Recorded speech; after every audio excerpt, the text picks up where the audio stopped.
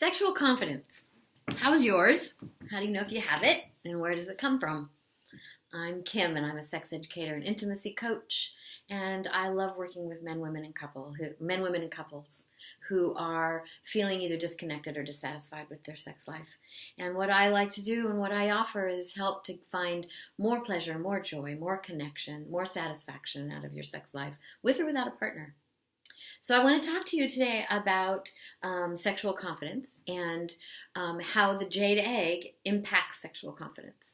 So how does an egg, using this stone separate from your sexual interaction with another person, increase confidence? Well, here's one of the ways that the egg helps with that.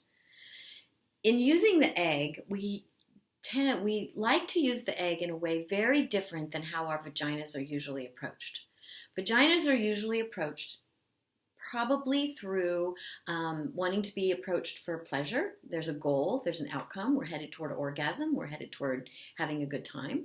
It's approached through hygiene. We take care of it. We clean it. We put tampons or pads. We go to the doctor. Then we've got doctor approach and speculums. So it's approached that way for health and gynecology. It's childbirth.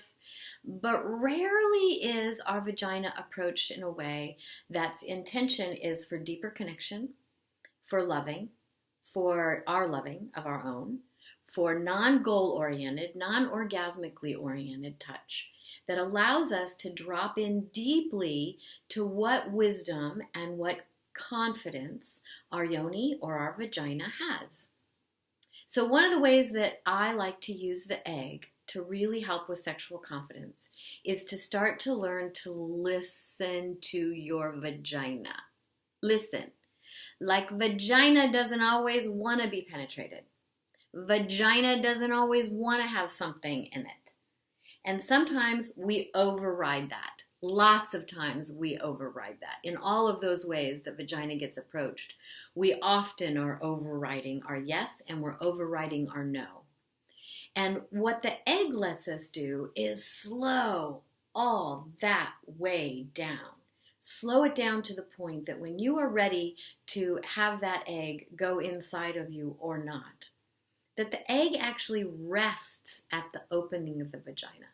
That you place the egg there and you let it just sit there while you take the time to listen to whether or not your vagina wants something in it.